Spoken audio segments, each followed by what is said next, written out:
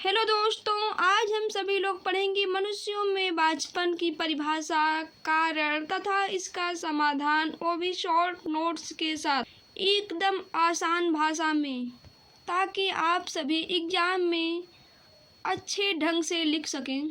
चलिए स्टार्ट करते हैं। मनुष्यों में बांझपन या बंधता, इंग्लिश में से कहते हैं ह्यूमन इनफर्टिलिटी। ऐसे व्यक्ति यानी ऐसे पति पत्नी जो संतान उत्पत्ति नहीं कर सकते, यानी जो ऐसी स्त्री जो माँ नहीं बन सकती, या ऐसे पुरुष जो पिता नहीं बन सकते हैं, तो उन्हें बांझ कहते हैं या बंधता कहते हैं। ठीक, इसकी परिभाषा देखेंगे। ऐसे दंपति जो संतान उत्पत्ति में असफल रहते हैं बांझ कहलाते हैं। दंपत्ति का मतलब होता है पति पत्नी। ऐसे पति पत्नी जो संतान उत्पत्ति में असफल रहते हैं बांझ कहलाते हैं। और स्त्रियों में बांझपन दो श्रेणी में बांटा गया है, प्राथमिक बांझपन और द्वितीयक बांझपन। प्राथमिक बांझपन में ऐसी स्त्रियां होती हैं जो कभी गर्भवती नहीं होती, यानी कि विवाह के बाद जो स्त्रियां कभी गर्भवती नहीं होती हैं, कभी प्रेग्नेंट नहीं होती हैं, उन्हें कहते हैं प्राथमिक बांझपन। और द्वितीयक बांझपन ऐसी स्त्रियां जो गर्भवती होती हैं, यानी प्रेग्नेंट होती हैं, लेकिन बीच बीच में इनका गर्भपात हो जाता है, तो ऐसी स्त्रियों को कहते हैं द्वितीयक बांझपन। और स्त्रियों में बांझपन होने का कारण क्या है?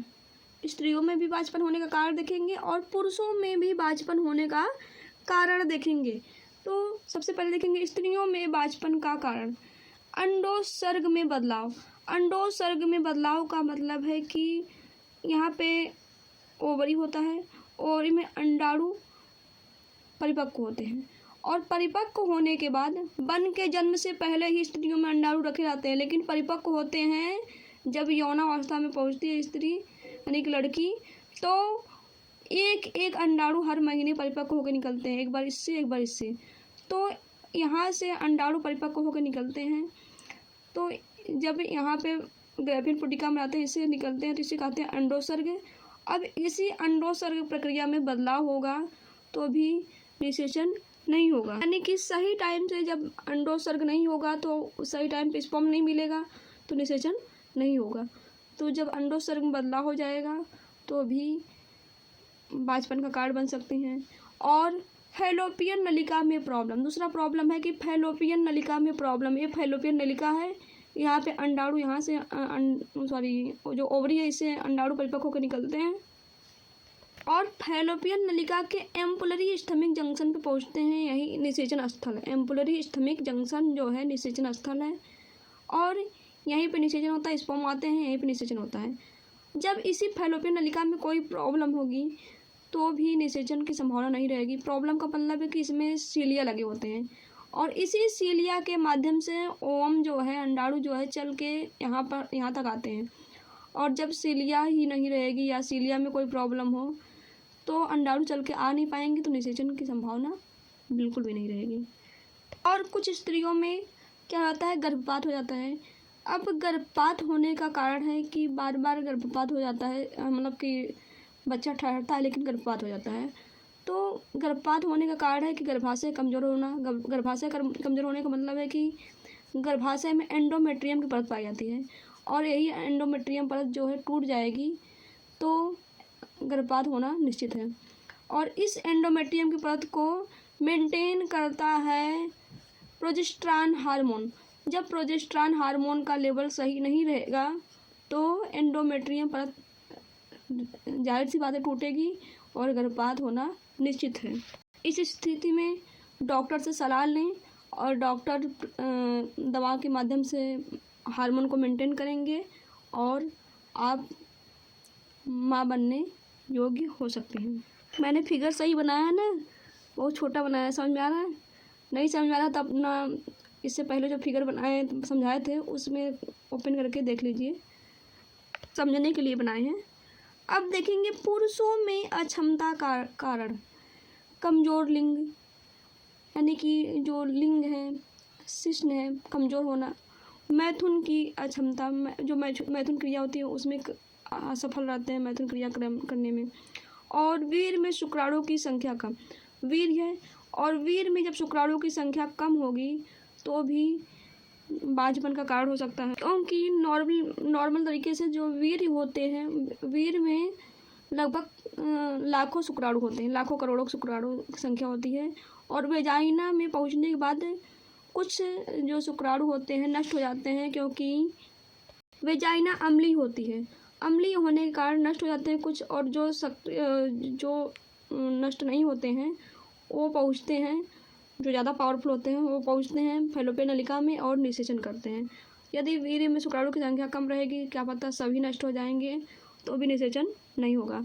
और वीर्य पतला होना, वीर्य जब पतला रहेगा तो उसमें भी शुक्राणु जो है बहुत ही कमज़ोर रहेंगे, क्योंकि वीर्य में ही उनके पोषक पदार्थ रहते हैं शुक्राणु के, जैसे फ्रक्टोज वगैरह जो रहते हैं तो वीर्य में ही रहते हैं।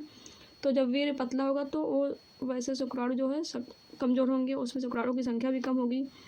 और शुक्राणु कम गतिशील, शुक्राणु जो है शुक्राणु है तो उनकी जो पुच्छ है इसी के माध्यम से गति करते हैं। जब एक गतिशील नहीं रहेंगे तो फैलोपियन नलिका तक नहीं पहुंचेंगे, तो निषेचन की संभावना नहीं रहेगी। और ऐसे बांझ दंपति के लिए कुछ ऐसी तकनीक है जिसके द्वारा वो बच्चा पैदा कर सकते हैं, यानी कि संतान सुख प्राप्त कर सकते हैं।